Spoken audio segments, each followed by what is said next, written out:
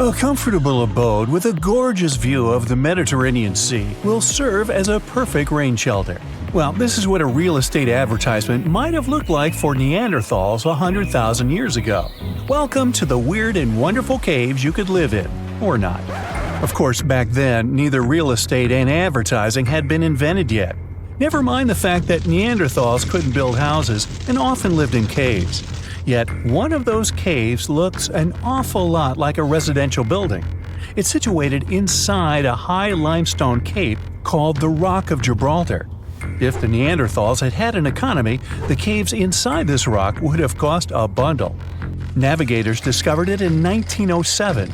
They just spotted a big hole inside the fortified rock. For many years, scientists have studied this place and found some traces of Neanderthals. They discovered ancient tools in the cave and bones of old animals. But the coolest thing was, they found 4 caves inside the rock. It was like a residential complex. Neanderthals lived alongside neighbors and helped each other hunt and fish. They created feather decorations and painted abstract drawings on the walls. Imagine our ancient predecessors hanging out in these caves 100,000 years ago. And now, scientists hang out there and study the primeval past of Neanderthals in detail. At the end of 2021, archaeologists uncovered a gap inside one of the caves leading to an unknown tunnel. They crawled through this hole and opened a new space under the cave roof. This place has been closed off from the outside world for over 40,000 years. And it seems it was one of the most prestigious apartments in the entire mountain complex. It has high ceilings with ancient stalactites. The ruined stone curtains divided the apartment into several rooms. Scientists also found the remains of ancient animals and scratches on the walls. It seems that Neanderthals had never lived here, but they used to visit this place. Archaeologists found the shell of a sea snail called dog whelk. One of the Neanderthals brought it here for some reason, but the primary owners of this place were hyenas. These caves show that Neanderthals were closer to humans than to monkeys. They had a way of life and even some customs. There's still a lot of work ahead, and scientists hope to find new rooms inside this rock. Meanwhile, in 2003, archaeologists discovered another early dwelling on the Isle of Flores in Indonesia. Among the green jungle, they found a cave with ancient tools. At first, everyone thought the human ancestors lived here, but then scientists discovered an unusual skeleton of an adult. A thorough analysis showed the skeleton belonged to a 30-year-old woman, 3.5 feet tall, just above the waist of an average adult. The woman's weight was equal to the weight of an adult shepherd. The skeleton didn't belong to Neanderthals or Australopithecines. It was a new unknown species, which scientists called Homo floresiensis, or simply the Hobbit. Also, there were remains of unusual ancient animals in the cave. It was an elephant the size of a cow, some large storks, and giant rats. Archaeologists have found out that hobbits were not the owners of this place. The main inhabitants were the rats the size of a cat. Maybe they were fighting the hobbits. Some analysis shows that Homo floresiensis wasn't our direct ancestor. They were in a separate branch of evolution. The hobbit skeleton looks more like that of a monkey than of modern humans. In 2009, in the dense jungle of Vietnam, archaeologists discovered Son Don, the largest cave in the world. If you go inside the cave and shout, you'll hear your echo a long time. In some places, the height of this cave reaches half the height of the Empire State Building, and the total area is larger than one central block of New York. Son Don is one of the 3 caves in the Vietnamese jungle. Many intricate mazes connect these caves. Inside, you can find unique plants and trees that live separately from the outside world. It's a real underground jungle. In some places, you can find collapsed ceilings that let the sunlight in. Besides unusual trees and plants, ancient stalactites hang there. Some limestone deposits are more than 450 million years old. They were here even before dinosaurs appeared. There are also many rivers in the cave. Rainwater coming down from holes in the ceiling has formed them. Fast streams resemble slides in a water park. They lead to unknown underground labyrinths. Scientists have studied only a small part of all these caves. The next unusual cave is in New Zealand. Hundreds of thousands of fireflies live inside. Each of them glows with a blue light. Together, they light up the cave. It may seem to you that you're on another planet, but you can't stay there for a long time. Special air measuring devices are everywhere. Scientists monitor the level of carbon dioxide necessary for the normal existence of fireflies. These insects are sensitive to the environment. If there are many people in the cave, or they stay there too long, the park staff will ask them to leave the place. It's like you're literally stealing oxygen from the fireflies. We've seen some pretty amazing caves so far, but how about a scary one? We're going to the desert of Yemen's Al-Mara province. What we're looking for is not a cave, it's just a black hole in the ground, right in the middle of the desert. It's big, the size of a basketball court. It's not its size that could scare you, but what's inside. Scientists are still not sure what it is. From the depths of this black abyss, a disgusting smell of rotten eggs constantly comes out, and sometimes you can hear some strange, frightening sounds. The blackness of the giant hole in Yemen absorbs all the sun's rays, so you won't see what's there even with a powerful flashlight. People flew over this place by helicopter. They filmed using drones and the most powerful lenses, but they didn't catch anything except darkness. It looks like a big ink spot in the middle of golden sand. The locals are afraid to approach this place. They believe the cave leads to another dimension where evil creatures live. At the moment, the giant hole in Yemen is one of the most poorly studied and mysterious phenomenon of nature. How did it appear? How old is it? Where does it lead? Scientists are trying to find the answers to these questions. There are theories that the hole appeared because of construction work. Geologists drilled the soil nearby in search of minerals. It could have caused fluctuations in the Earth's crust and collapsed the surface. But no one can prove this theory, yet. And now, imagine a place where sunlight has not penetrated for more than 5 million years. There's little oxygen, and it's cold and damp. Still, life is born in this place, not only microbes and bacteria, but also something bigger. The living conditions in this cave are very different from the usual ones, so, in a sense, this cave is like another planet. It's the Movil Cave in the southeast of Romania, near the Black Sea. The entrance is a small hole in the ground. Inside, a tunnel leads deep below the surface. The levels of hydrogen sulfide and carbon dioxide are above normal inside the cave. The air here is half as much oxygen as on the surface.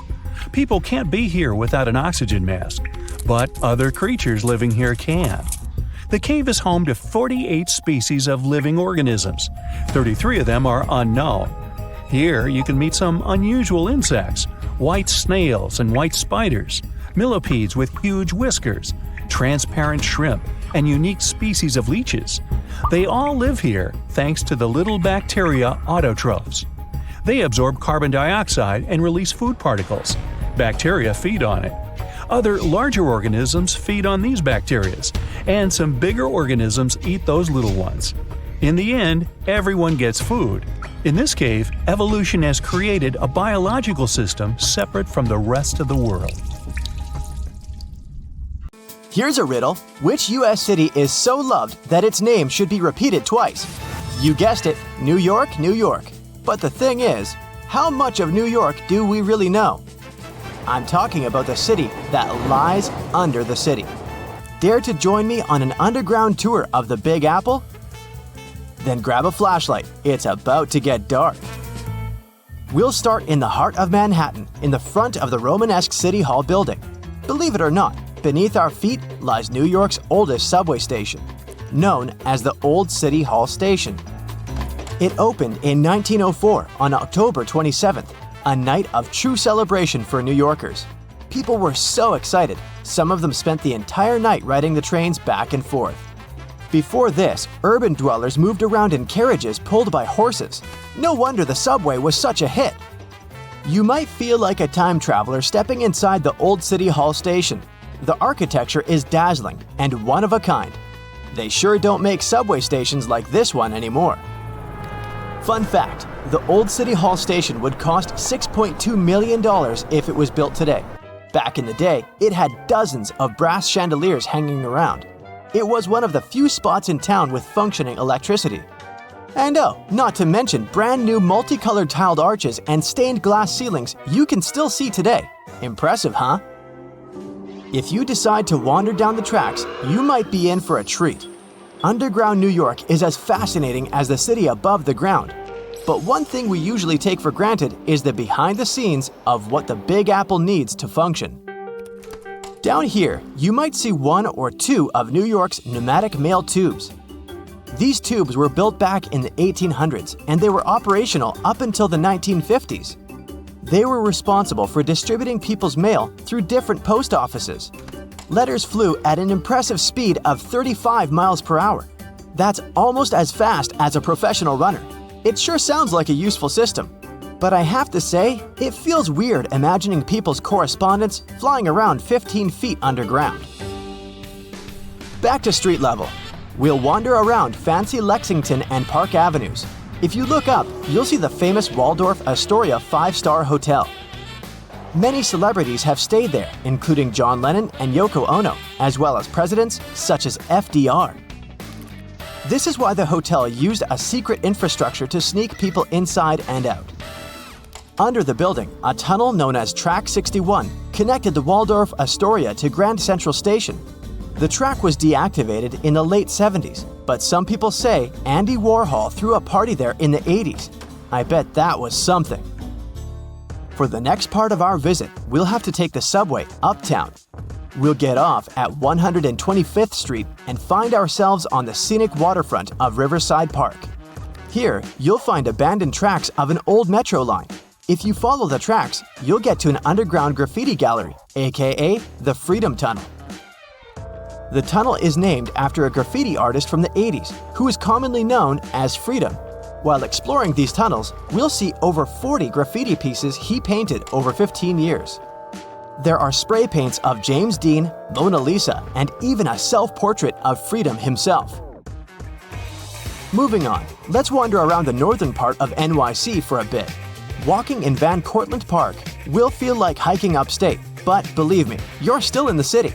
Along the way, you'll encounter some big ventilation towers made of stone. These towers were once part of an old New York infrastructure. They make up the remains of what used to be the Croton Aqueduct. In the 1800s, the city's water supply flowed through a 41-mile-long underground tunnel, all the way from Croton River in upstate New York to Bryant Park in Midtown Manhattan. Oh yes, and I should probably tell you that Bryant Park wasn't a park.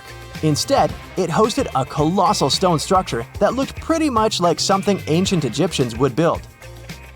This 4-acre structure served as the city's water reservoir. It even had a pathway on top so that people could enjoy a nice afternoon stroll while looking at the reservoir's crystalline water. Now, all this exploring might have made you hungry, but don't worry, our next stop includes a yummy treat. We'll have to leave Manhattan and make our way to Brooklyn. In case you didn't know, New York City is made of 5 boroughs: Manhattan, Queens, Bronx, Staten Island, and Brooklyn. Crown Heights, that's our stop. Would you believe me if I told you that beneath these streets lie caves full of aging cheese? How very Parisian of them. To get down there, you'll have to make your way through a century-old building that now works as an office space. Maybe wave hello to all those hardworking people and disappear in one of the stairways that will take you 30 feet below the ground. You won't need a flashlight for this one. The caves are bright and renovated and can hold up to 22,000 pounds of cheese. But hey, it might stink. That's the main reason cheesemakers decided to use underground tunnels to age cheese in the first place. After a bite or two of some delicious cheese, let's keep going. While still in Brooklyn, you might see tons of locals enjoying a sunny day in the McCarran Park pool. This pool is a huge attraction, being 3 times the size of an Olympic pool. As the NYC explorer you are becoming, you might even go for a swim. But hey, there's a much more interesting part to this attraction. The pool was built in the early 1900s, but it was shut down in the 50s. During this time, urban explorers discovered a network of underground tunnels right beneath the pool. And, of course, you can find a secret entrance and get a peek for yourself. There, you'll not only see the pool's filtration and heating system, but also a lot of graffiti from the time the site was abandoned. Neat! This question may sound weird, but have you ever seen a cow in New York? I sure haven't. Well, maybe there's a reason for that. Apparently, New York still has underground tunnels that were constructed for the transportation of cattle. Once New York started to flood with automobiles, cows became a burden for traffic. Until a 200-foot-long cow passage was built below 12th Street to transport the livestock that was ferried over from New Jersey. These days, you won't be able to visit this place in person because the tunnel was most likely destroyed. But historians found blueprints proving its existence. To add to the list, archaeologists discovered a very peculiar fossil a while back. Now imagine peeling off the layers of the city's soil. First, at 15 inches, you'll find a layer of wires. I'm talking TV cables, electricity, and all that. Digging deeper, at 4 feet, you'll see water and sewage pipes. But then, at 15 feet down under the surface of NYC, diggers have found a fossilized shipwreck. The wreck is located right under Broad Street, where there was once shallow water. They believe the wreck dates back to the 1600s. It's 92 feet long and 25 feet wide. Oh, and that's not all. At the intersection of Bowery and Canal Street, engineers stumbled upon a room with its walls and ceiling covered in mirrors. And no one has managed to explain the existence of this bizarre place yet. Our Big Apple underground visit is coming to an end, but we sure did more than just scratch the surface on this one. Before we finish, let's enjoy the best of what NYC cuisine has to offer, a good old bagel. Who knows, maybe next time we'll do Paris or even London. See you soon, explorer. We're in the Caribbean, and these are the Taino people. Scientists have long believed that they were the first inhabitants of the Greater Antilles, and those people were roaming the Isles long before Columbus discovered this place. However, a recent discovery showed that there were some other peoples living there. These guys are called the Archaic people, and they are now known for being good at using stone tools. They've used a whole bunch of polished tools, such as hammers, axes, and whatsoever. We still haven't found out how they managed to invent and produce all those tools without special equipment. Scientists are now looking for a sort of necropolis or a similar archaeological site to find out more about these people. Another curious settlement was found a couple of years ago, not far away from Florida. This one is pre-Columbian too, but it seems that the dwellers there were more into fashion than crafting using stone tools. The scientists discovered a complex of 37 oyster shell rings. There were many households with these rings, and the locals would produce beads from the shells of marine creatures. By the way, long ago, beads weren't intended only for fashion, but they were also an important social instrument. People would sew them on their clothes to manifest their power or wealth. Sometimes archaeologists manage to discover whole cities. This is exactly what Eleni Korka, an archaeologist from Greece, did. She found the lost city of Tania back in 2018. It wasn't a lucky coincidence. The whole search took as much as 34 years. By the way, Tania was even considered a mythical city. The city of Tania was a Trojan-founded city, and the ancient texts claimed it was incredibly wealthy. Well, seems like the texts were true. The archaeologists found around 200 coins on the site. Some jewelry was found there too. For instance, there was an iron ring with a seal. They also found a gold coin that was supposedly used to pay for a journey to the afterlife. Yeah, back then, people believed that it existed, and they needed to pay for a ticket to get there. The discovered clay, stones, and marble floors help us imagine what their dwellings looked like. And the archaeologists also found some vases there. One of the earliest examples of human-made art is located in the cave of Altamira in northern Spain. The paintings in a Paleolithic cave are so special because they're not monochrome, but have several colors combined. Still, these earliest masterpieces were hidden for a long time. They were only discovered in 1868, and today, this cave is a UNESCO World Heritage Site. Despite how old these paintings are, they're well preserved because they've been well isolated for all this time. Since the gallery was located deep in a cave, it was almost impossible for external climatic influences to ruin these prehistoric masterpieces. We are now in England 2009. Meet Terry Herbert, a member of the Blockwitch Research and Metal Detecting Club. One day, he was casually inspecting plowed farmland in Staffordshire with a metal detector. I guess he must have wanted to find something special, but I bet he didn't expect to find what he actually stumbled upon. He discovered something that scientists later called the largest hoard of Anglo-Saxon gold and silver metalwork ever found. There's a list of items discovered, but if I start reading it to you, it's going to take me a really long time. To make a long story short, the archaeologists found 11 pounds of gold, 3 pounds of silver, and about 3,500 pieces of jewelry. No wonder this discovery is called the Staffordshire Hoard. The Birmingham Museum and the Art Gallery and Potteries Museum chipped in and bought the entire collection for over £3 million. Messages in a bottle are a famous cultural phenomenon we often see in movies, but it turns out this method of preserving letters is quite efficient. This is proven by the Dead Sea Scrolls. Back in the 1940s, Bedouin shepherds discovered 7 scrolls contained in clay jars in a cave. These scrolls were determined to be around 2,000 years old. But these manuscripts were only the beginning of a number of great discoveries. The Bedouins sold these manuscripts, but people continued finding more. The last discovery took place in 2021, and who knows, maybe there's more to find. Another piece of art recently found in a cave was a painted shell.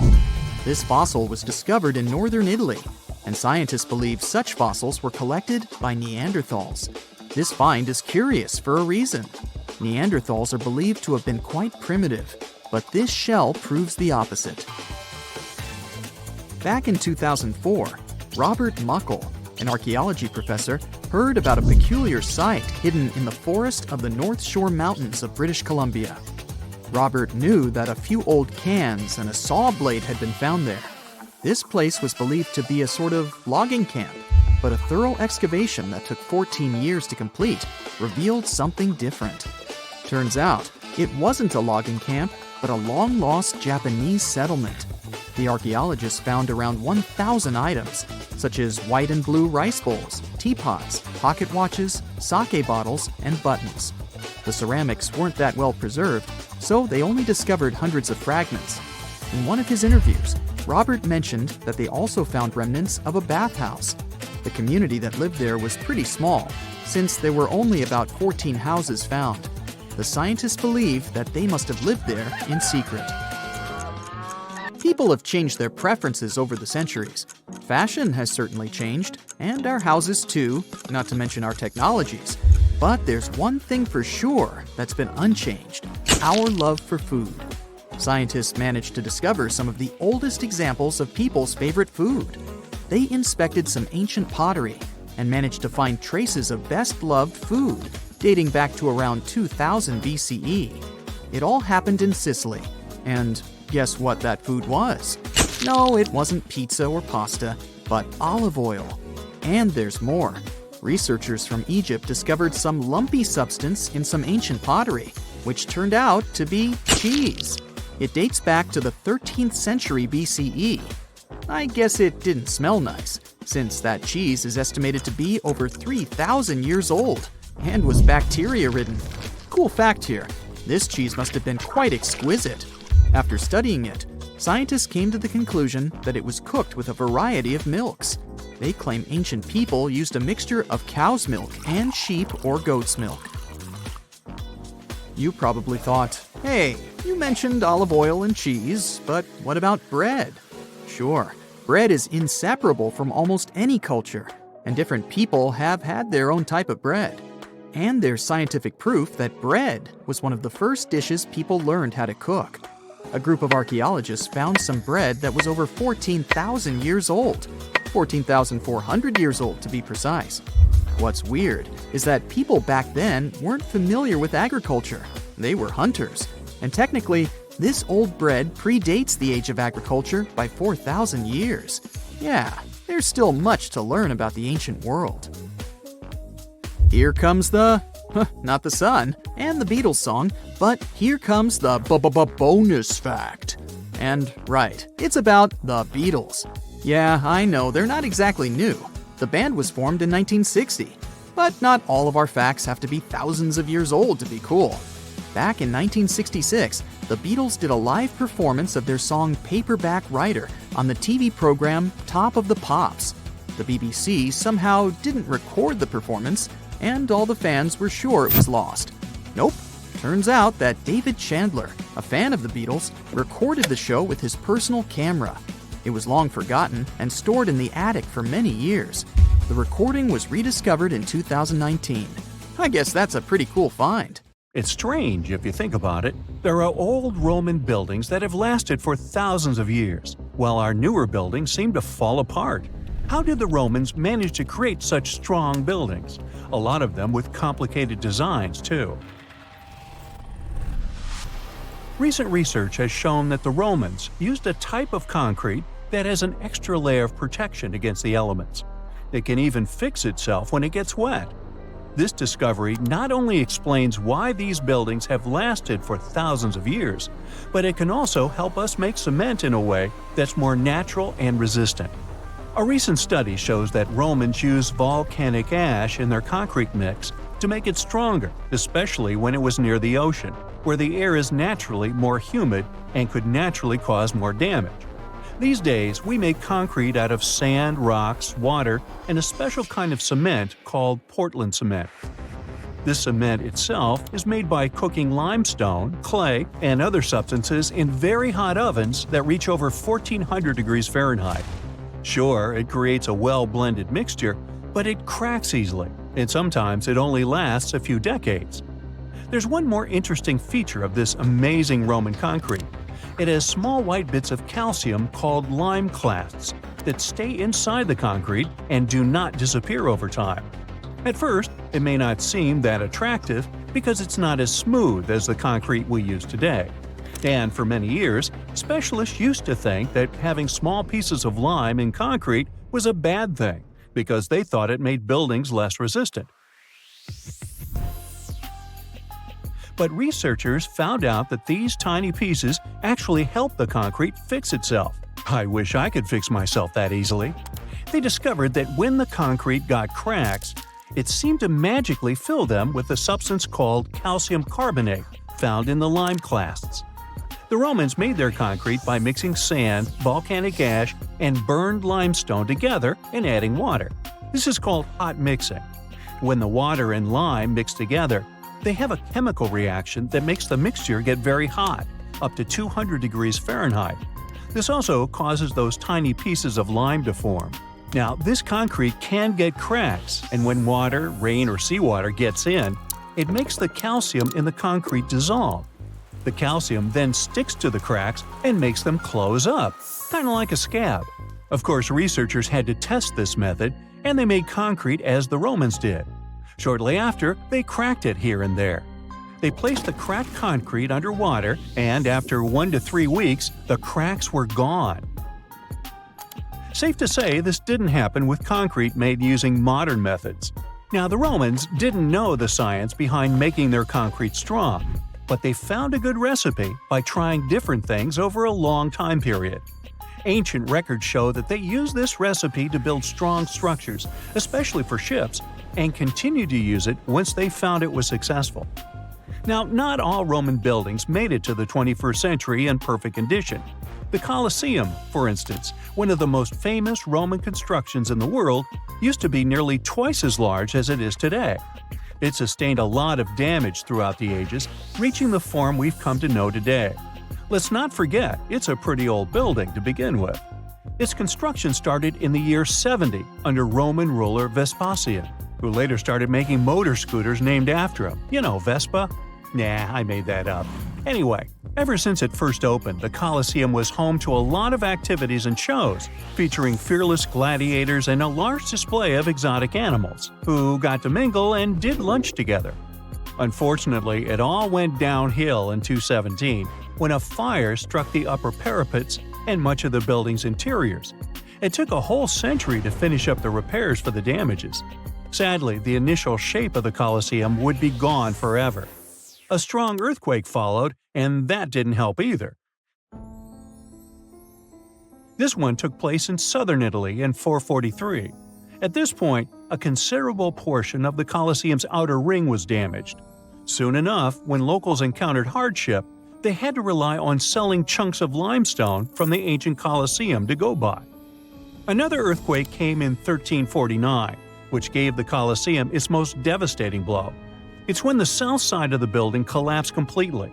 That's when it started to look more like the building we can see today in the Italian capital. It's not all bad, though. Some pieces of stone that were shaken off the Colosseum were used to rebuild other famous landmarks in Rome. So, if we think about it, the missing part of the Colosseum isn't missing at all. It's just been recycled all around the city. One building that features pieces of old stone Colosseum is called Palazzo Venezia, and it's a local museum. Now, speaking of weird buildings, you've probably seen this one, as it's one of the most photographed spots in the world. You can see online photos of people leaning on it, or ones that make the building look like an ice cream scoop. This famous Italian landmark is called, you tell me. Yep, the Tower of Pisa, and it looks like it's seconds away from collapsing to the ground. Now, should you ever want to visit, you'll need to head over to this Italian city with the same name, Pisa, near the Square of Miracles. Now, weirdly enough, this building is more famous for its awkward incline rather than for its history or purpose. Back in 1178, when the construction of the tower was still not completed, people realized that the building was starting to lean over, and that was before they had reached its third floor. They soon figured out it had nothing to do with the building plans or the materials they used. It was all happening because of the mushy and shifting soil which was beneath the construction. These days, we know that placing a building on top of soil made of clay, fine sand, and shells isn't the best idea. But back then, people didn't know how to figure that out before building something. Now, fast forward some centuries, and it became clear that this 180-foot tower isn't just leaning, it is falling, and at a considerable rate of about 0.08 of an inch per year. Well, that may not sound like a lot, but multiply that by hundreds of years and, well, just look at the pictures and you'll understand. This leaning tower is more than 16 feet off its axis in the present day. So how come it hasn't fallen over altogether? Well, because of physics mostly. Its center of gravity continues to be located within the base of the structure, so it's pretty grounded. It's also been continuously watched over by local authorities to make sure they protect this unique building for as long as possible. The Pantheon is another great example of the way Romans understood architecture. It's also located in Rome and was initially built as a temple. The construction itself was made from concrete with different thicknesses and has an interesting shape too. Back in the day, Romans believed the Earth was like a disc, which was covered by a dome-shaped sky. So they modeled the Pantheon sticking to this idea. Light comes into the temple through a hole in the dome, shining down on the floors and walls, showing the movement of the sun. It's also one of the best preserved ancient Roman buildings. It's no wonder many other buildings have been made to look like it. In the U.S. alone, the U.S. Capitol, the Jefferson Memorial, and the National Gallery in Washington, D.C. are all said to be modeled after this ancient construction. The famous painter Michelangelo was so impressed by this building that he believed some unnatural force must have helped in its construction. The place where it stands is also very special because of the story behind it. Legend has it that the founder of Rome, Romulus, was lifted to the ancient Roman higher spirits on the wings of an eagle from this exact location. Apparently, it was a talon show. Get it? Talons? Eagles? Okay, gotta go. 47-year-old Kenny Veach told his family he was going hiking for 2 days. His destination? The Mojave Desert. The man wanted to revisit a cave he had discovered during one of his previous hikes. But that was the last time anyone had seen Kenny Veach. A helicopter and over 30 search and rescue teams came back empty. The hiker was nowhere to be found. Was the mysterious M Cave behind his disappearance? The oddest thing about Kenny's case is the fact that he was a seasoned hiker. He often went on solo trips to explore deserts in California and Nevada. The man was an ultralight hiker. That meant he brought only the most basic of supplies: water, food, and a tent. That's all. But this was enough for several days of camping in the desert. Kenny would rarely bring a GPS device with him. He didn't even bother to pack a compass or a map. Some would call him reckless, but he managed to get back home every single time. Kenny wasn't shy either. He had a YouTube channel where he regularly posted his adventures. He named his channel Snakebit McGee because he picked up snakes wherever he went. But Kenny also had another habit. He went into every cave he found in the desert. Now, he didn't post many videos. Kenny mostly used YouTube to comment on other people's adventures. In a comment from June 2014, the man revealed that he had discovered a mysterious M-shaped cave. It was located in the Sheep Mountains of North Las Vegas. Kenny's description of the cave is where the weird part of the story begins. He spotted it while hiking and noticed the cave had an interesting entrance. It was shaped like a perfect letter M. Kenny went up to it, but something didn't seem right. He reported that his body started to shake as he approached the cave. The vibrations were so strong near the entrance that Kenny turned back. In his own words, he was scared for his life. It must have really been something if it frightened an experienced trekker. Kenny had an impressive track record. He had been hiking for 20 years. He explored caves other people were too afraid to even enter. Once, he was bitten by a rattlesnake and had to spend a week in the hospital. On his journeys, the man found skulls of all shapes and sizes, as well as old animal traps. Kenny slept on mountain peaks under the stars. One time, he hurt his leg on a mountaintop. He had to walk 20 miles back to his truck. It was 100 degrees Fahrenheit that day, and Kenny had 1 cup of water to keep him going. Kenny Veach was a true survivalist. But this one cave was a mystery to him. He admitted that he was totally unprepared that day. He had the tools to open a can, but not to fight the mysterious force that took over his body. But Kenny wasn't a quitter. He made plans to return to the M Cave, and this time, he was going to be ready. He did so several months later, but much better equipped. But the trip turned out to be a bust. He recorded a video, but couldn't find the cave. Was that it? Was the brave explorer finally going to quit? Not by a long shot. His followers on social media wanted him to solve the mystery. So he went out into the desert for the 3rd time. He planned a short, overnight trip, but nobody ever saw him again. After 2 days, his family alerted the authorities. They quickly launched a search for the missing man. Now we come to the weird part. In one of his videos, Kenny stood in front of an abandoned mine shaft. This is where he briefed the viewers on the mission. Rescue teams reached this point and found Kenny's phone.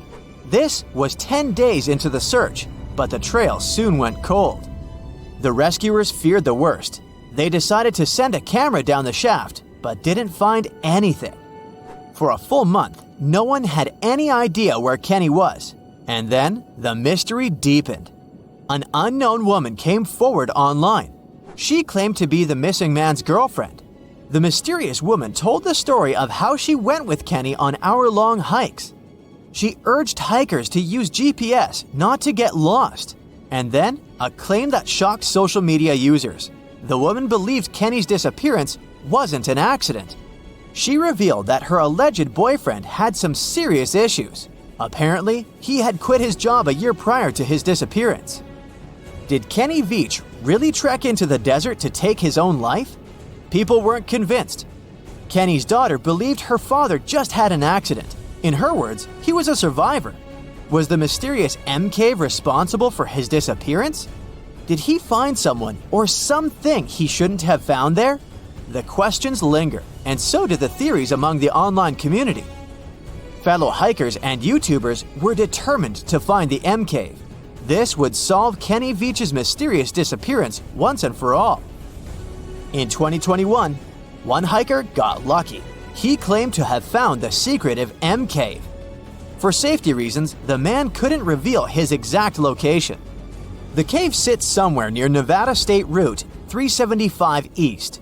The entrance to the cave really looked like an oversized letter M, just like Veach described it. But the shape is too hard to notice from ground level. Only when you look at it from above is the M shape visible. Who knows? Hikers might have been walking past it for years without noticing the cave. Even Kenny couldn't locate the entrance the second time he went looking for it. The cave wasn't very deep, but there was something odd at the entrance. There appears to have been a straight line of rocks. Did someone try to wall off the entrance? And at the back of the cave, there was an even stranger find. Small pieces of wood were scattered along the floor. They looked a lot like 2x4s that are used in construction. Was there a door here once? The hiker found a nail sticking out of the stone. It could be part of a latch that was there some time ago. But the strangest part was the writing on the wall. Hatch or Veach? It's hard to tell. The hiker that discovered the cave didn't want to stay to find out. He left the cave in a hurry. No, it wasn't because he felt a strange vibration in his body like Kenny. He just didn't want to be in a desert cave in the middle of nowhere. This is the Mojave Desert, one of the most dangerous landscapes on Earth. Could this setting better explain how Kenny Veach disappeared without a trace in 2014? The desert's nickname is well-deserved. This is where scientists recorded the hottest temperature on the planet. 134 degrees Fahrenheit, and the average temperature during summer, just 113 degrees Fahrenheit. No sweat. But you'll also need a blanket. At night, the air temperatures drop well below freezing. Talk about a climate roller coaster. And the list of dangers doesn't end there. The driest and hottest place in the United States is home to dangerous animals. Mountain lions, venomous lizards, spiders, and wasps. You name it. Any one of these animals can end the life of an unsuspecting hiker. There is a reason why Kenny always wore snake guards when trekking. And then there are mine shafts. Local authorities strongly advise hikers not to enter them. These old mines from the 1800s are highly unstable. A person can easily fall down a hidden shaft. They also have pockets of bad air, which can suffocate a person. And remember the likable wildlife? They too live in these shafts. Rattlesnakes, scorpions, and black widow spiders. Kenny Veach could have easily fallen into one of these shafts, and there would be no help for him from miles around, since Nevada is one of the least populated states. Everyone loves a good landmark. The Roman Colosseum, the ancient city of Machu Picchu, the Giza pyramids. But have you ever wondered how it once looked? Way back in the days when they were built? Or even in the time they were covered in ivy and forgotten by humanity? Buckle up, because we're heading on a time travel adventure to the world's greatest archaeological sites. Our voyage begins in South America, deep inside the Peruvian mountains. Behold, the city of Machu Picchu. Machu Picchu is a monument to the ingenuity and power of the Inca civilization. During its prime, the Inca civilization stretched 2,500 miles along South America's coastline from modern-day Ecuador all the way down to Chile. And Machu Picchu was located at the heart and center of it. The historic site was constructed at around 7,000 feet above sea level, more or less around 1450 BCE. The gated city consisted of around 150 buildings made of stone. The Incas managed to build temples, houses, and even a complex aqueduct system to irrigate the entire town. And yes, they did all that without the help of wheels or any instrument made of iron. The housing model is somewhat similar to stone houses we see nowadays, with the difference that the Incas didn't use any cement to stick together the blocks of stone. Yet, they fit seamlessly on top of each other. Not only that, the Incas must have developed a rudimentary yet effective anti-earthquake technology, since in the event of a quake, the rocks would shake without falling out of place. If Machu Picchu had been built today, it would have cost over $70 million to finish the entire thing. The purpose of the site is still a mystery to many historians. Theories suggest that it could have been built as a ceremonial site, a safety base for the Inca people, or even a retreat for royalty. What we know for a fact is that in the 16th century, 100 years after Machu Picchu was built, its population abandoned it, with tree roots taking over the majority of the site and keeping it hidden from humankind for over 4 centuries. It wasn't until the 20th century that the world was reintroduced to Machu Picchu when a Peruvian farmer led Yale University professor Hiram Bingham III to visit the site. Since then, Bingham and many other explorers dedicated their lives and research to studying the archaeological wonder of Machu Picchu. Now, for the next stop on our time-traveling vehicle, the city of Pompeii in Italy. Pompeii has crowded our collective imagination for many years. The eruption of the Mount Vesuvius volcano in 79 AD and the destruction of an entire city is hopefully not something that will happen again. But I bet you're wondering, what did Pompeii look like on its last day? It took 18 hours for Pompeii's streets, markets, houses, and forums to be buried under millions of tons of volcanic ash. Thanks to some clever scientists, we discovered that the lava and ashes that covered Pompeii on its very last day actually helped to freeze the city in time. Different from ice, the cloud of ashes did not preserve the city intact, but as the items disintegrated over 2,000 years, they left voids under the earth. Archaeologists found that if they filled these voids with plaster, the shape of the buried city would soon reveal itself.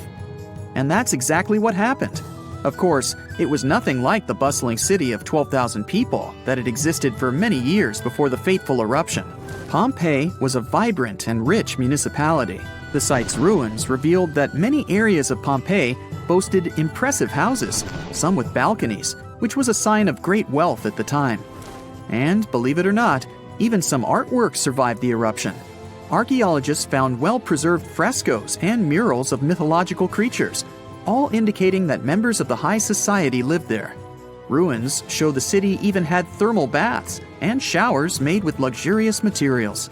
Oh, and apparently, the people of Pompeii had amazing teeth. Yes, archaeologists could see even that tiny level of detail from the plaster molds they recovered from underground. Still in the Italian territory, we find one of the world's biggest tourist attractions, the Roman Colosseum.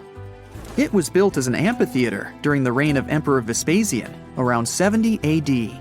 It wasn't until 80 AD that Vespasian's son, Emperor Titus, inaugurated the Colosseum. The monument was something to behold, with 157-foot-tall walls, over 80 entrances, and the capacity to host 87,000 people. All social classes and groups were welcome at the Colosseum, and this partly explains why it flourished for so many centuries. During the decline of the Roman Empire, around the 6th century AD, the Colosseum started being neglected and abandoned. The monument was looted, and some of its columns and stones were used to build infrastructure elsewhere. Only 1/3 of the original Colosseum still remains, and if it's big now, imagine what it once was.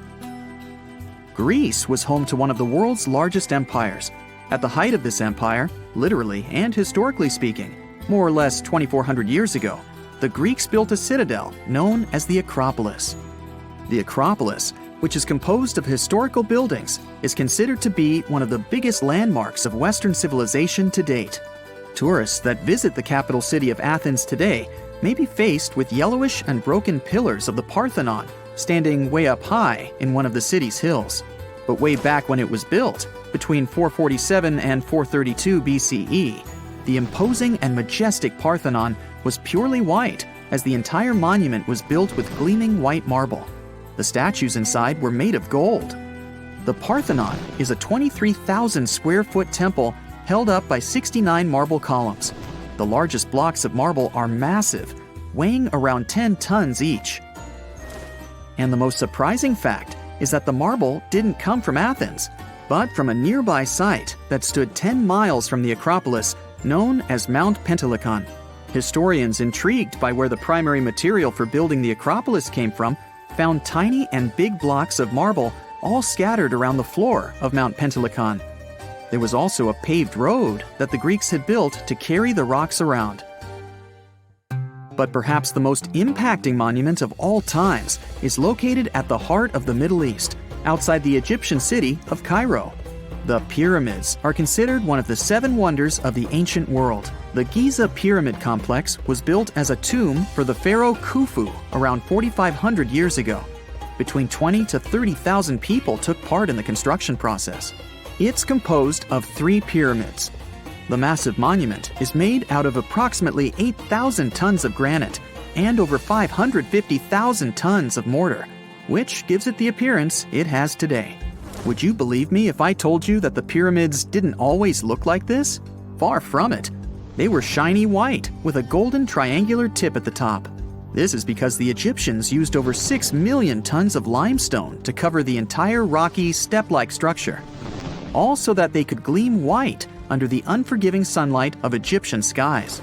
The Pyramid of Khufu remained the tallest structure on Earth made by humans for over 3,800 years. It was the only 8-sided pyramid in Egypt and was believed to align with Orion's belt. It's considered to be the most aligned construction facing north. In 1979, it was inscribed on the UNESCO World Heritage List. Let's head on down to the Indian city of Agra to quickly visit the Taj Mahal. You may know it as the Taj, but it can also be called by its more endearing name, a teardrop in the cheek of time. The Taj took over 22 years to build and was commissioned in 1632 by Mughal Emperor Shah Jahan as a declaration of love for his third and favorite wife, Mumtaz Mahal. It was made with ivory white marble, and amazingly, due to tight conservation, it still remains very similar to what it was when it was built. I think all this talk of landmarks got me thirsty for some traveling. What about you? Tell us in the comments below if you've ever visited some of these sites, or which interesting landmarks you'd add to this video.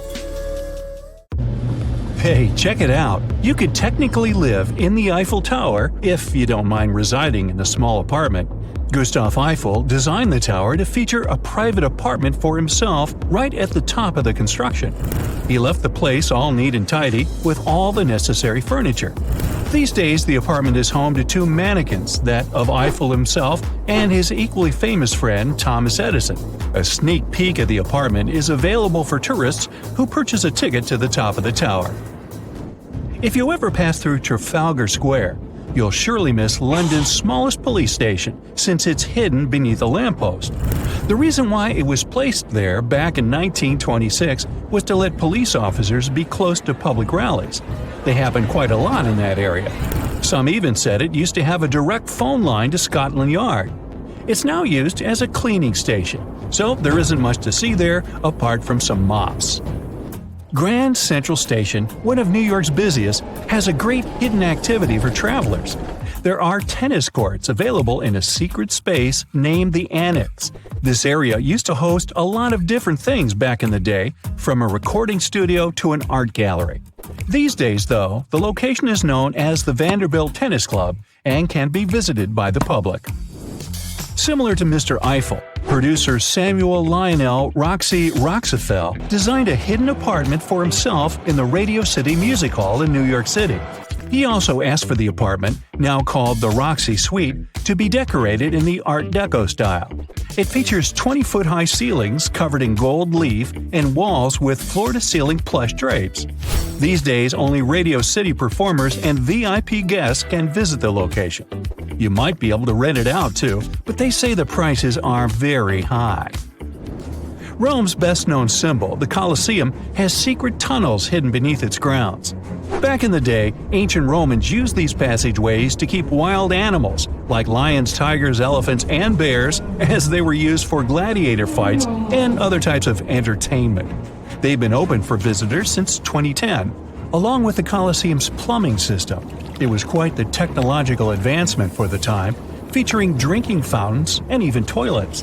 There are some people that have criticized the opening of these secret tunnels. They believe it might affect the building's structure, given the huge traffic of visitors.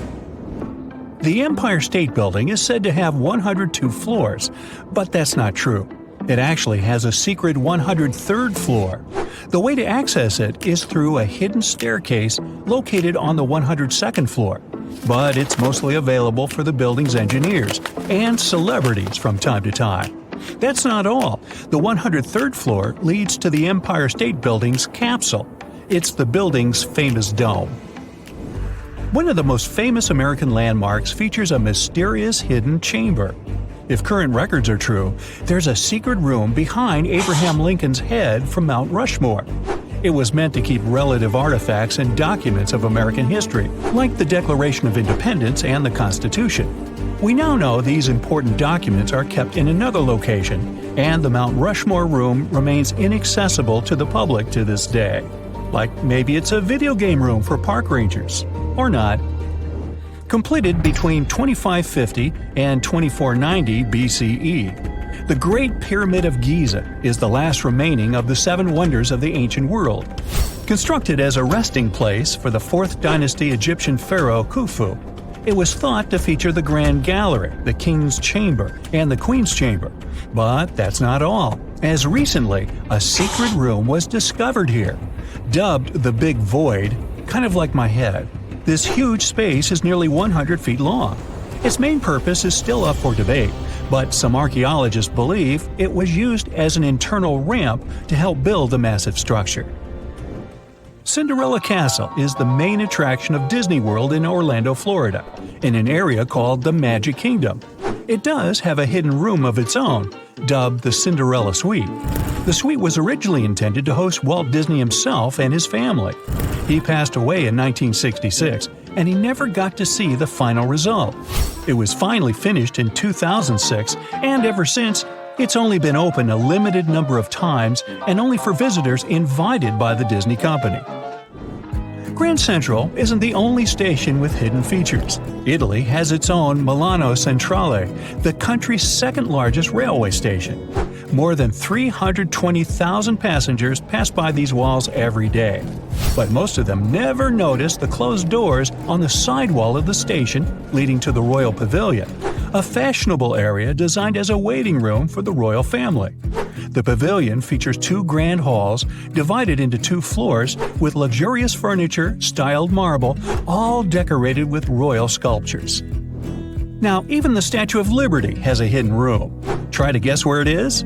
It's in the torch of the statue. Now, unfortunately, it's not available to the public ever since it was completely closed back in 1916. A camera was placed here back in 2011 to allow people to enjoy live streaming of the panoramic view. A statue of Leonardo da Vinci, located at Rome's Da Vinci Airport, was first unveiled back in 1960. It recently went under renovation. One of the workers made a mysterious discovery during this process: a small hole somewhere in the middle of the statue at about 30 feet. When it was carefully opened, 2 parchments were found inside. Written in classical Latin, the first document told the story of the area that now houses the airport. The other one provided a list of people who attended the inauguration of the statue. The U.S. Supreme Court in Washington, D.C. has a secret sports facility where clerks, off-duty police officers, and other Supreme Court employees can play basketball. The court, located on the top floor of the building, is obviously dubbed the highest court in the land. Excuse me while I dribble.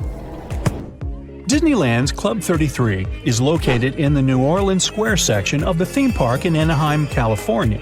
This exclusive club houses only 500 members, and it was inaugurated in 1967.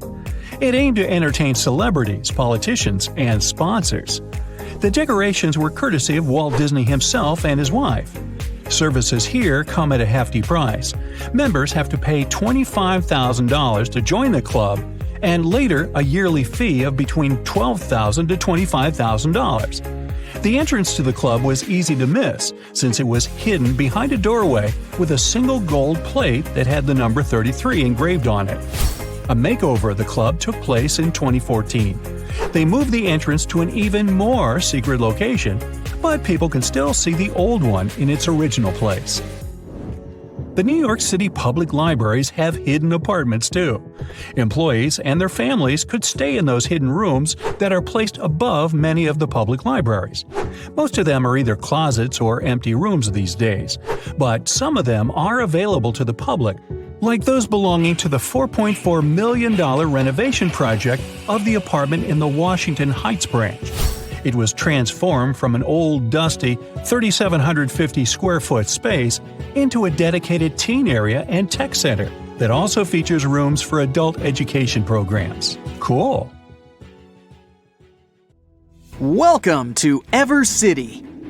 It's a megapolis built inside a relatively young mountain. Everest is only about 55 million years old, but it's already the highest mountain in the world, 29,000 feet. Picture the Statue of Liberty. Now, imagine she had 83 twin brothers and sisters, and they were all standing on top of each other. If you wanted to get there back in the day, you had to pass some serious fitness tests, train for months, have perfect health, and spend a lot of money. Oh, and be a little crazy. Now that Mount Everest has been turned into a city, though, you don't need any of that stuff. Well, except money. Apartments here don't come cheap. It's easy to navigate around Everest City. The whole thing's basically 6 circles. It looks like a finger with 6 rings on it. The lowest and largest circle is the residential area. The highest and smallest ones near the top is where the richest people live. Below that is the meditation circle. Then a circle for hotels, and 2 circles of pure entertainment. Everest City isn't built like an ordinary city. You won't find tall houses or 6-lane highways here. Almost all buildings are built inside the mountain. At first, people were building ordinary houses, but strong icy winds and avalanches kept knocking them down. Then, engineers decided to build houses inside the mountain. They're connected by underground tunnels. From the inside, the mountain looks like a system of labyrinths. The entrance to Everest City is located at the foot of the mountain. Every day, hundreds of thousands of cars enter and leave the city. There's no factories or power stations inside. Electricity, gas, food, everything comes from the outside world. That's why all the stuff in Everest City's so insanely expensive. People want to keep the mountain covered in snow. That's another reason why there's no factories and stuff. There's almost no heating in the houses. People live here like they do in those ice hotels. But you don't need to go around wearing a bunch of layers. Designers created special thermal pants, socks, and t-shirts that go under your regular clothes. All that, plus jeans and a t-shirt, is totally enough to keep you toasty warm. To keep your face fresh, they've come up with a special cream. It warms and moisturizes your skin, and it's SPF 100, which is about what you'd need if you liked walking around on the top of Everest. Want to stop by a coffee shop, then grab a double bacon cheeseburger and maybe a slice of cheesecake? That'll set you back about $500. A movie ticket costs at least $100, and internet's so expensive, you'd have to pay about $1 just to watch this video. Even so, more and more people are moving to Everest City every year. It's peaceful and quiet. You feel harmony and unity with nature. There's also a world-famous meditation center on its own special circle. People from all over the world come here to get their body and mind back into harmony. But the greatest draw is that you can visit the summit whenever you want, like it's your daily walk in the park. Before Everest City, conquering this mountain was extremely dangerous. There's 3 times less oxygen up there than in almost any other city. If your body doesn't get enough oxygen, you can find yourself in big problems. Climbers used to take oxygen tanks with them, which slowed them down and made everything more complicated. It's hard to get out of the way of an avalanche with huge metal cylinders on your back. Strong winds are a big problem too. At the top, the wind can blow at 100 miles an hour. Try to nail one of those jumping selfies and you'll be blown clean off the mountain. It's so cold that icicles form on your hair and your skin gets covered with a thin crust of ice. And when you're up there, you have a special, terrible superpower. A loud scream could cause an avalanche. But now, everything's chill. To get to the top of Everest, you just need to sit in a comfortable snowmobile capsule. It'll protect you from any bad weather or the odd avalanche. If you get covered with too much snow, you just turn on a powerful heater, wait a few for the snow to melt, and continue on your journey. Oxygen cylinders inside the cabin let you breathe normally. The new road to the top is well lit, and there are signs everywhere, so you never get lost. The only problem is traffic. Every day, thousands of people want to visit the highest point on the planet. You might have to wait in line for several hours. But don't worry, all Everest City capsules are equipped with high-speed internet, an 8K screen, and game consoles. And if you get hungry, you can always order food, delivered by the latest AI robot snowmobile. You made it! So quickly find a parking spot, leave your capsule there, and head to the ski lift that'll take you straight to the top. Now, all you have to do is put on an oxygen mask and enjoy the view. While you're up there, you notice an ad inviting you to dine at the highest restaurant in the world. just 100 feet below the summit. It'll set you back around $10,000. Tempting, but you're not hungry. Feel like the king of the world. Dine with us at Best Food Everest. Pretty good ads, but you already feel like the king of the world. You scream with delight and... well, unfortunately, you just can't stay up there forever. There's not that much space at the top, so they only give you about a minute to enjoy the view. But it's okay, you can come back tomorrow. There are 2 ways back down the mountain. You can get in your capsule and drive home, or grab a snowboard and ride down. But before you rent some skis or snowboard, you need to show your Everest driver's license. It says if you've passed the special snowboard and skiing test. You take a snowboard and jet down a lit track. You zoom past the top of some houses sticking out just below the summit. That's where the wealthiest people live. They can just walk out their front doors and take a special elevator up to the top. You'd need to be a billionaire to have one of those houses, but there are over 2,000 of them right now, about half of them from the USA and China. Unfortunately, you live much lower down the mountain, but that has its advantages. The lower you live, the less you pay for food, entertainment, and electricity. You glide into the meditation center for a bit. A special ventilation system delivers air directly from the top of the mountain, plus a little added oxygen. You breathe in pure harmony. All 6 rings of Evercity have 360-degree views, and from way up there, all you can see is peaceful snowy mountains, mixing with wispy clouds. After meditation, you head down to the entertainment rings. They've got it all.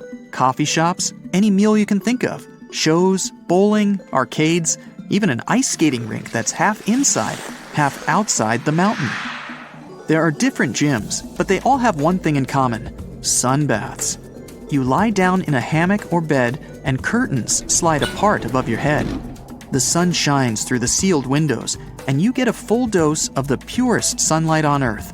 Just 5 minutes, and you're ready for the rest of your day. If you don't want to go outside anymore, you can get home through the tunnels. They're not dark and cold, if that's what you're thinking. Evercity tunnels look like ice caves, lit up by hundreds of lights. It feels like a snowy fairy tale. After a short walk, you get to your apartment. It's compact, but cozy. To save money on electricity, you chose to go without a fridge. No problem, you keep your food in a little box just outside your window. The snow will keep it cold. With the help of a heating and filtration system, you get all the water you need from the millions of tons of snow on Everest. It's the cleanest water around. In the evening, you go down and watch a movie. There's an outdoor cinema at the foot of the mountain. At night, a huge machine projects movies directly onto the snowy surface of Everest. You watch the movie in capsules, either alone or in groups, kind of like a drive-in. Come on over! Visit Evercity any time of the year. In the northeast of Thailand, a family of enormous stone whales swim through a forest. These aren't real whales, of course. They're actually a part of a 75 million-year-old rock formation. A long time ago, this part of Thailand was just a desert. The movements of the Earth's crust pushed sandstone up to create these fascinating mountains. Reachable by anyone willing to spend a day hiking up the network of trails, this landmark is becoming increasingly popular with tourists. Once you reach the back of one of the whales and look down on the endless sea of green below, you'll know why. On these hikes, you'll find waterfalls, a wide variety of exotic plants and animals, and from the very top, you can even look straight across to the neighboring country of Laos. Their shapes look just like whales swimming together. No wonder this place is called Three Whale Rocks. What a way to see Thailand on the back of a giant stone whale. While digging in a Canadian mine in March 2011, a worker made a shocking discovery. They found a nearly perfectly preserved nodosaur specimen.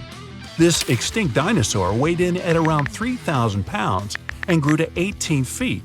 Despite being over 110 million years old, the nodosaur was so well preserved that you can clearly see the heavy body armor and scaly skin that covered it. It took almost an entire year of painstaking work to uncover the incredible find.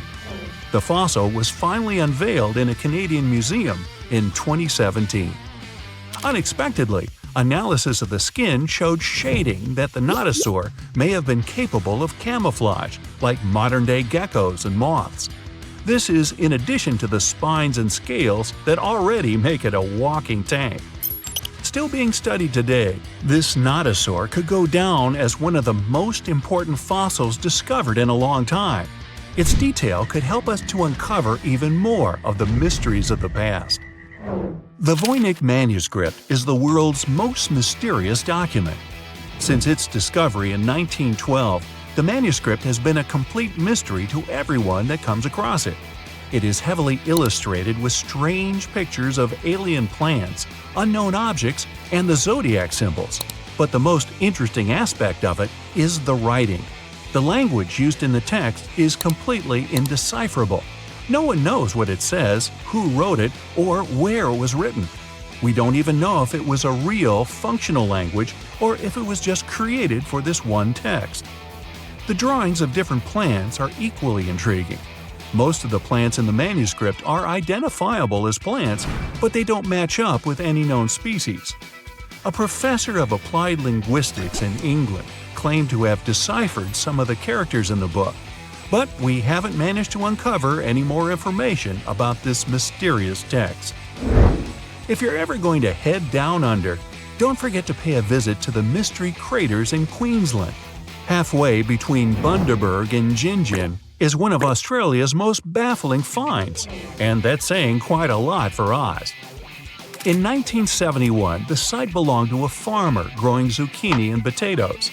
As the farmer tried to expand his farm, he kept hitting large rocks in the fields while plowing.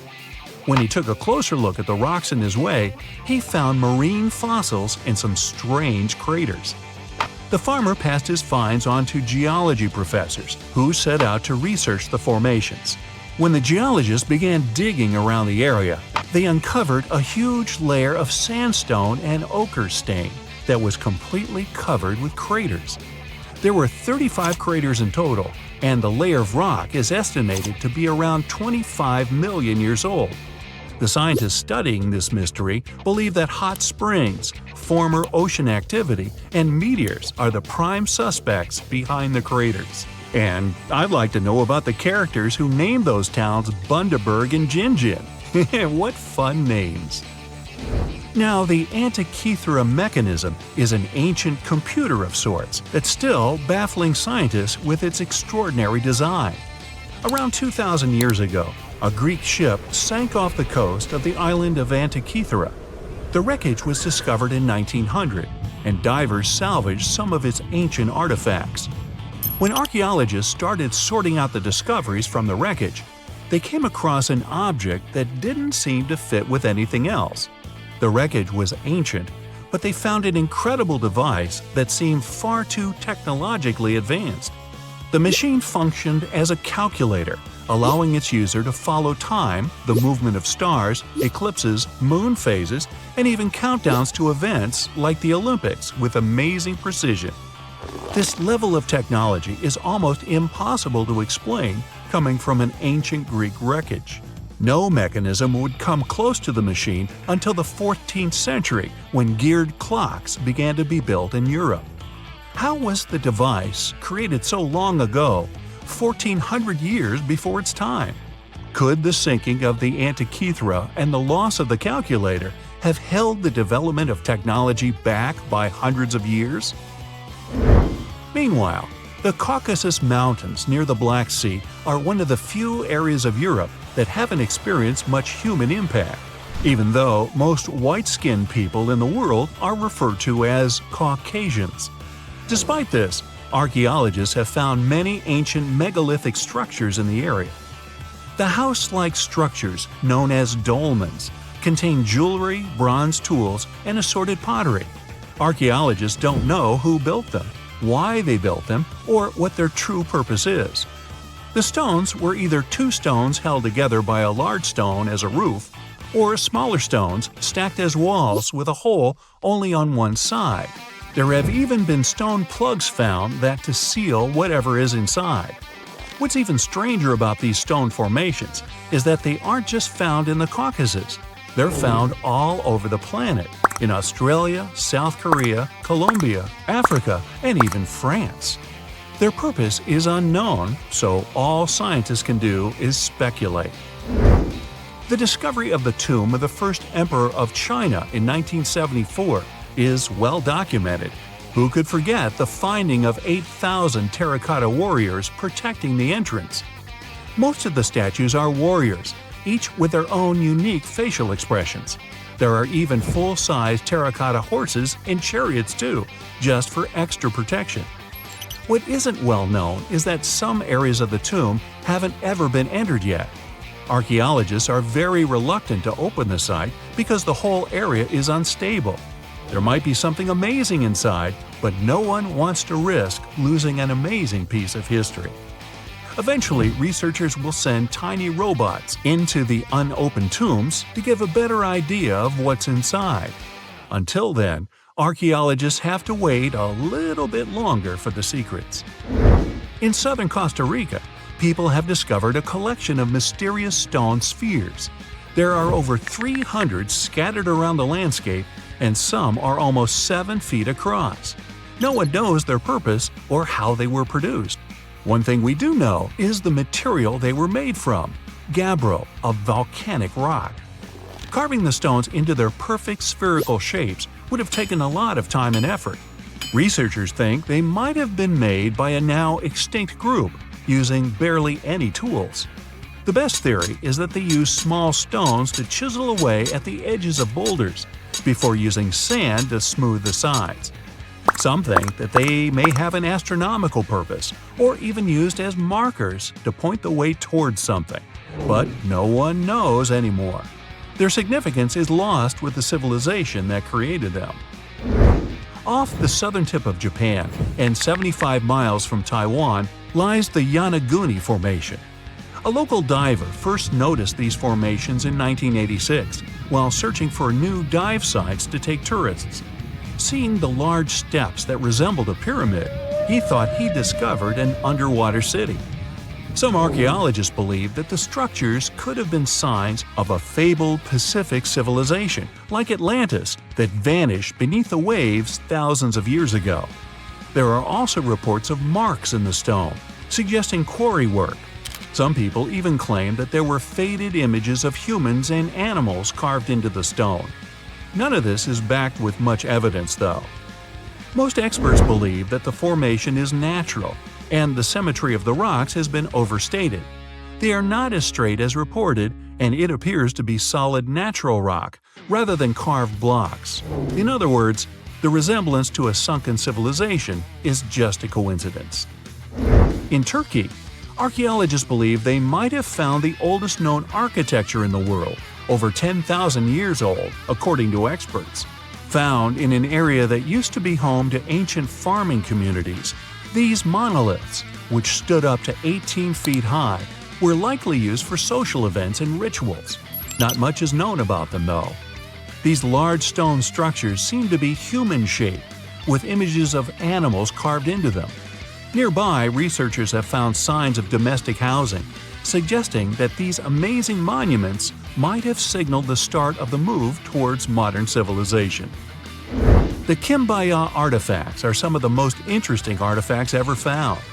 The most curious thing about them is how closely they seem to resemble modern airplanes. They're so aerodynamic that modern scientists believe they might even be able to be used as blueprints for a functioning aircraft. In 1994, 2 aeronautical engineers created larger-scale models of these artifacts. They proved that the designs fly, with a little help from modern engines. What's really astonishing is that these objects are possibly thousands of years older than the first airplane by the Wright brothers. Just another one of our world's fascinating mysteries. Hey, if you think Stonehenge is one of the oldest stone monuments ever, well, let me introduce you to Göbekli Tepe. Buckle up, we gotta travel to Turkey to meet this really old guy. Yeah, he's too old to travel. Jokes aside, Göbekli Tepe, an archaeological site located in southeastern Turkey that dates back to the Neolithic period, around 10,000 BCE. It's considered to be one of the oldest and most significant archaeological discoveries in recent times. The site consists of a series of circular and rectangular structures made of stone pillars. Yeah, it does look like its younger brother Stonehenge. Some of those pillars are decorated with intricate carvings of animals and other symbols. Now, you maybe wonder, hey, why on earth did they make such a fascinating building? What was its purpose? Sorry, I got no answer for that. The purpose of the site is still unknown, but it is believed to have been a ceremonial center for the ancient people who lived in the area. The discovery of Göbekli Tepe has challenged long-held beliefs about the development of human civilization, as it suggests that complex societies may have emerged much earlier than previously thought. Okay, pack your stuff, our travel's just started. Next destination, Masada. It's an ancient fortress located in Israel on a plateau overlooking the Dead Sea. Hey, look at that view, spectacular, huh? It was built by King Herod the Great in the 1st century BCE, and it was very smartly built. Within the fortress, there were various facilities such as storehouses, barracks, a palace, and a set of cisterns capable of holding approximately 40,000 cubic meters of rainwater. People living there believed that the collected runoff from a single day's rainfall could provide sustenance for over 1,000 individuals for a period of 2 to 3 years. Access to the fortress was limited to 3 steep and winding paths leading up to fortified gates. Still, at one point, the fortress was occupied by people who had fled Jerusalem after the city was captured by the Romans. They held out against the invaders for several months, but eventually they were defeated. But these guys didn't surrender. The story of Masada has become a symbol of resistance and bravery. Today, Masada is a popular tourist attraction and a UNESCO World Heritage Site. The next flight is going to be short. We're popping over to Egypt to see the Karnak Temple Complex. It's a vast ancient Egyptian temple complex located in the city of Luxor, Egypt. It was built over a period of 2,000 years and covers an area of more than 200 acres. The complex is dedicated to the worship of the deity Amun-Ra. Wait a minute, that should be Amun-Ra, and it was one of the most important religious centers in ancient Egypt.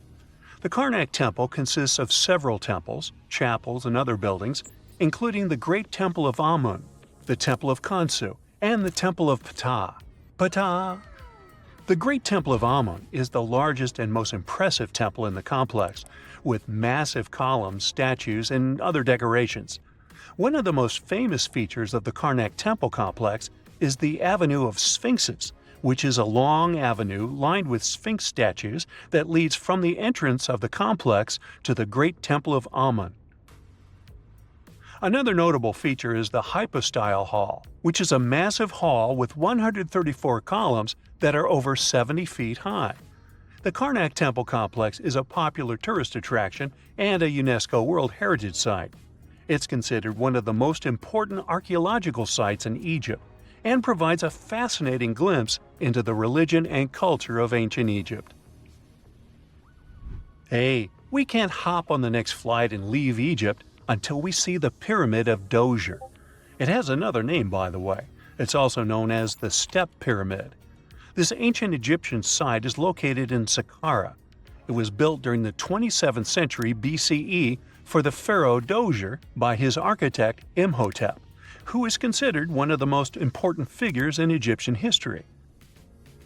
People believe this pyramid is the first monumental structure built entirely of stone and is an important example of early Egyptian architecture. The pyramid originally stood at 203 feet tall and was surrounded by a complex of buildings and courtyards. It was constructed in 6 layers, each smaller than the one below it, giving it the distinctive step-like appearance. The pyramid was used as a burial place for Pharaoh Djoser and was surrounded by a vast necropolis that contained the tombs of many other important officials. The Grateful Dead? The Pyramid of Djoser has several renovations and additions over the centuries, including the addition of a limestone casing that covered the original step structure. However, much of the pyramid was destroyed over time, and today only the central core remains. Despite this, it remains an important archaeological site and a popular tourist attraction in Egypt. Alrighty, we're ready to move on. There's one more pretty recent discovery we gotta see today. The Tower of Jericho was only discovered during excavations in the 1950s and 60s. It's an ancient stone tower located in the city of Jericho in the West Bank. Just like Göbekli Tepe, this one is believed to be one of the oldest stone structures in the world, dating back to approximately 8000 BCE. The tower stands at over 28 feet tall. It's made up of two main sections, an inner tower and an outer tower, which are connected by a series of stairs. The purpose of the Tower of Jericho is not entirely clear, but it is believed to have served as a defensive structure or a watchtower. It may have also had religious significance, as it was located near a sacred spring. The Tower of Jericho is a significant archaeological site and has provided valuable insights into the early history of human civilization. It's open to visitors and is a popular destination for tourists interested in ancient history. Now, this ancient site even got attention from Netflix, and they made a movie where the action takes place in Mohenjo-Daro. This site was a major center of the Indus Valley civilization in present-day Pakistan. Mohenjo-Daro was one of the largest cities of the ancient world, with a population estimated to have been around 40,000 in its peak. Trust me, that must have been a crazy megalopolis back then. The city was notable for its advanced urban planning, with sophisticated drainage and sanitation systems, and its impressive architecture, including the Great Bath and the Granary. Mohenjo-Daro was abandoned around 1900 BCE, and its ruins were only rediscovered in the 1920s. Today, it is a UNESCO World Heritage Site and an important archaeological site for the study of ancient South Asian civilization. We're heading to a teeny-tiny country that has quite an impressive history. Welcome to Malta. The Xigantia Temples are a Neolithic site located on the Mediterranean island of Gozo. They're probably one of the oldest freestanding structures in the world, dating back to around 3600 to 3200 BCE. The temples consist of two megalithic structures, each with multiple rooms and altars. The name Xigantia means giant tower in Maltese, as people believe that only giants could have built such massive structures. The temples are believed to have been used for religious purposes and are considered to be an important example of prehistoric architecture. They were added to the UNESCO World Heritage List in 1980. Well, you must be pretty tired, but there's one more place we gotta visit today. Our plane is already landing in Armenia, and we're here to see the Temple of Garni. Look, this one is well preserved. This temple dates back to the 1st century CE. It was built by King Tiridates I as a dedication to the sun deity Mir. Sadly, the temple was destroyed in the 17th century during an earthquake, which is quite a common thing for this area, but it was later reconstructed in the 20th century. Today, it's a popular tourist attraction and is also listed as a UNESCO World Heritage Site.